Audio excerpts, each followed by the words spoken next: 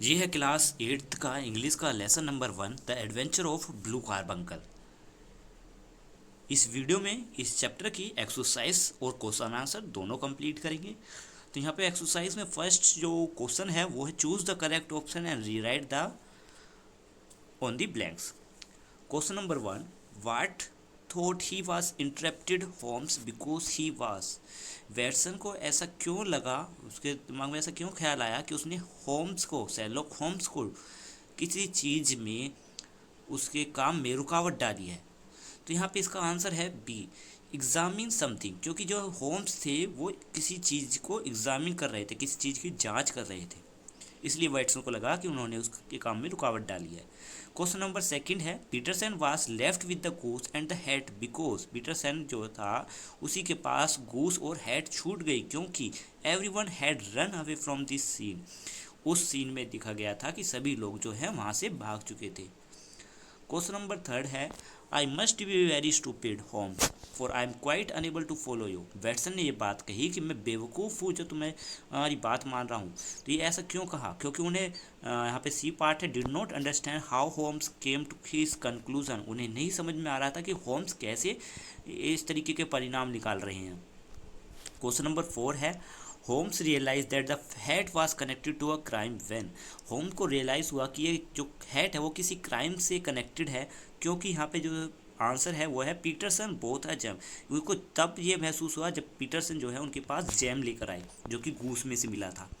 Question number 5 है Ryder had stolen the gem and. Ryder ने उस जैम को चुरा लिया था और फिर एक प्लम्बर पर उसका इल्ज़ाम लगा दिया था। नेक्स्ट है इसमें बी, आंसर द क्वेश्चन में the man is clever middle age use lime cream in the hair. How did Holmes come to each of this conclusion. वो इंसान चालाक था, मिडल एज का था और लाइम क्रीम जो है अपने बालों पर लगाता था। होम्स को इन सभी बातों को कैसे पता चला, किस तरीके से उसने इन सभी का परिणाम बताया अपने फ्रेंड को। तो यहाँ पे आंसर है इसका Holmes had a logical explanation for each of his deduction. यानी जितने भी उसने परिणाम निकाले उन सभी के लिए उनके पास तर्क था, लॉजिकल एक्सप्लेनेशन था। होम deduce the man was clever. Holmes ने बताया कि कैसे कि वो इंसान एक चालाक इंसान है, क्योंकि he had some brains as head was quite large. उसके पास दिमाग है क्योंकि उसकी जो हेड है वो बड़ी है। मिडल एज है क्योंकि उसके जो बाल हैं वो ग्रे कलर के हैं, जो कि उसकी लाइनिंग है, उसकी हेड की लाइनिंग में देखे जा सकते हैं। As there was a fine whiff of line from the head. अब वहाँ पे लाइम भी मिला हुआ है उस हेड में से, जिससे उन्हें पता चला कि वो लाइम क्रीम भी यूज़ करता है। क्वेश्चन नंबर 2 है why did Mr Baker came to see Mrs Holmes. Mr Baker जो थे वो होम्स के पास, शेरलॉक होम्स के पास क्यों आए? तो इसमें आंसर यहाँ पे है Holmes place an advertisement in the paper about the goose and a black felt that had been found at the corner of the good street. यानी होम्स ने ये एक एडवर्टाइजमेंट डाली थी न्यूज़पेपर में कि उन्हें एक गूस और एक ब्लैक फेल्ट हैट मिली है जो कि गुड्स स्ट्रीट के पास में है address. In the Holmes ask Henry Baker to collect. Holmes ने मिस्टर हेनरी बेकर का नाम देते हुए कहा कि उसको 221 बी बेकर स्ट्रीट इस एड्रेस से अपनी हैट और गूस को कलेक्ट कर ले। This was both Mr Baker to Sherlock Holmes. इसी वजह से मिस्टर बेकर शेरलॉक होम्स के पास आए थे। क्वेश्चन नंबर 3 है हाँ दिस में save us a visited to Brixton Road.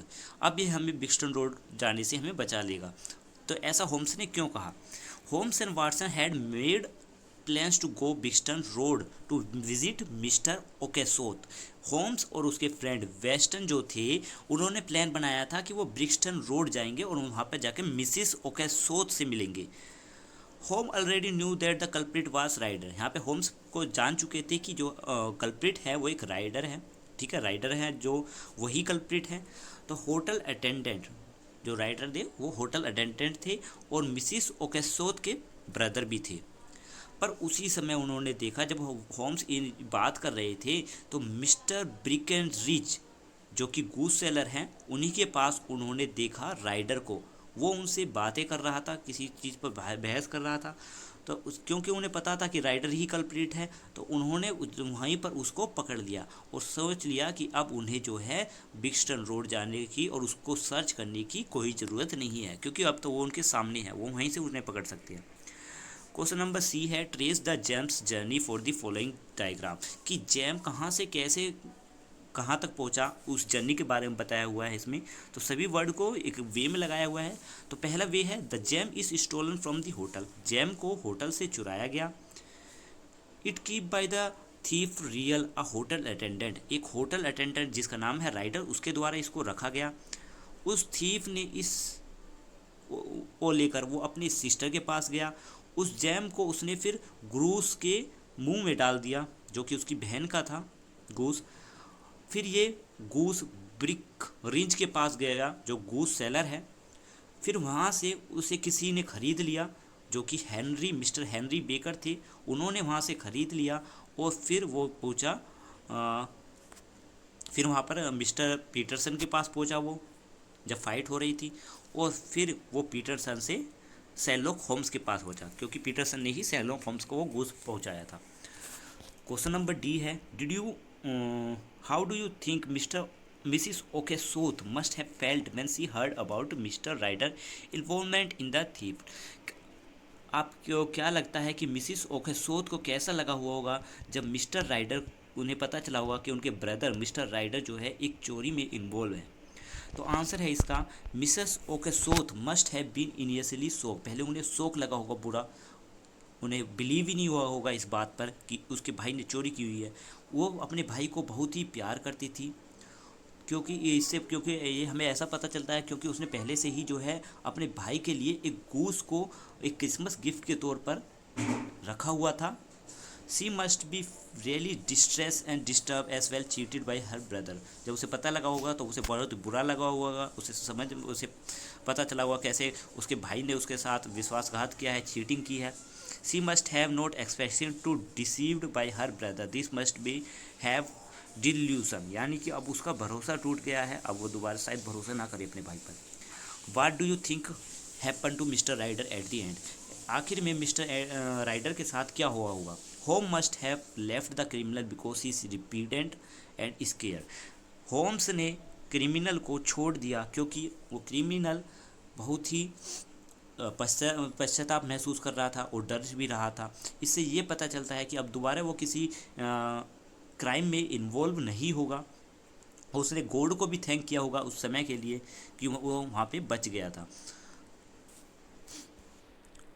अब यहाँ पे नेक्स्ट क्वेश्चन है थर्ड में, describe this character from the story in 3 sentences, 2 या 3 सेंटेंसेस में इनको बताना है इनके बारे में। तो पहले है मिस्टर बेकर। मिस्टर बेकर कौन थे, एक एल्डरली, एक बड़े बुजुर्ग आदमी थे, एक गरीब आदमी थे, उनकी हेड खो गई थी और गूस भी, जो कि उन्होंने शेरलॉक होम्स से ली थी बेकर स्ट्रीट्स पर।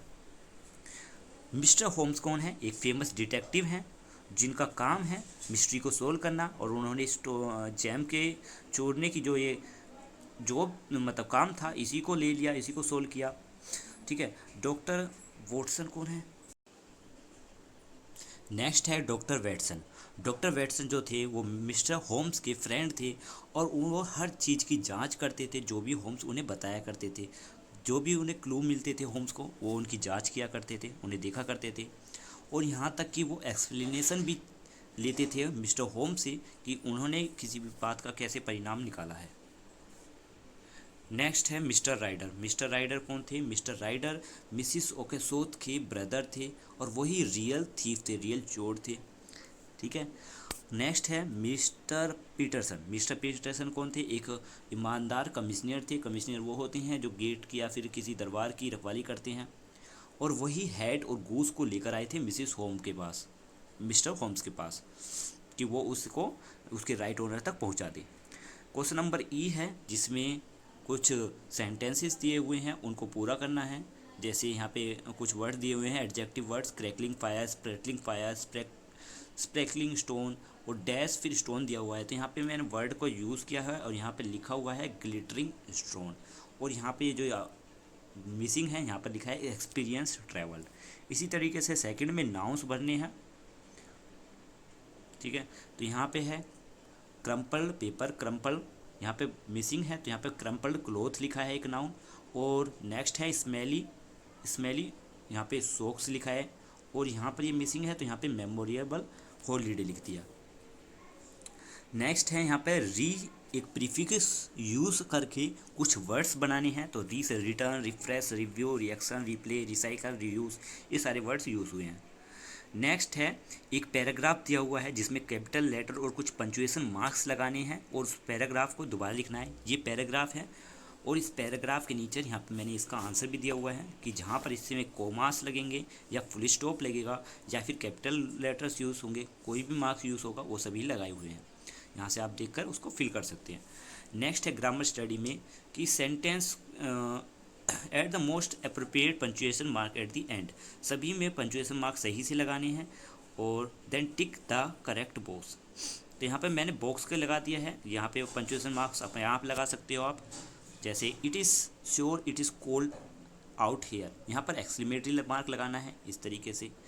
ठीक है। नेक्स्ट है imperative, put your plate in the sink, ये एक ऑर्डर दे रहे हैं, यहाँ फुल स्टॉप लगेगा।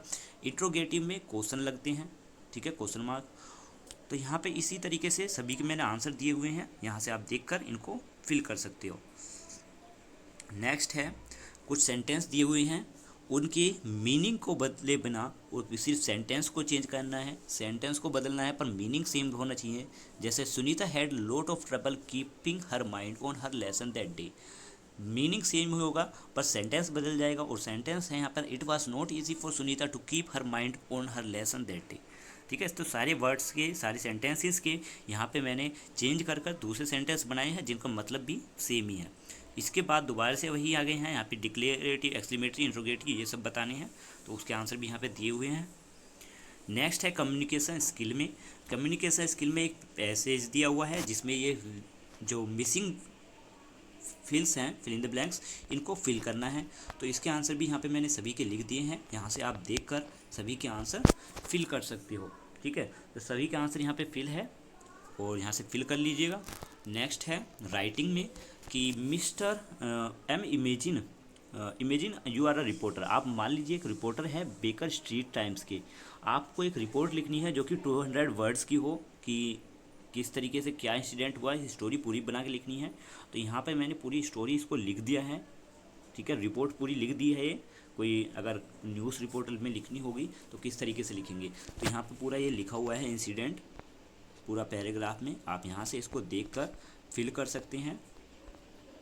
मैं इसे और ऊपर से दिखा देता हूँ। ठीक है। थोड़ा लॉन्ग पैराग्राफ है, ठीक है, क्योंकि 200 वर्ड्स का लिखना था तो ये यहाँ तक फिनिश हो गया है। ठीक है। तो ये चैप्टर यहीं पर कंप्लीट हो चुका है। अगर आपको वीडियो अच्छी लगी है तो प्लीज़ लाइक करिएगा और सब्सक्राइब भी। And thank you, have a nice day.